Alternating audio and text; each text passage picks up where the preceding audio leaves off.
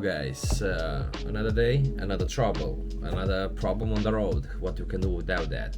On I30 on Malvern, Arkansas, solve.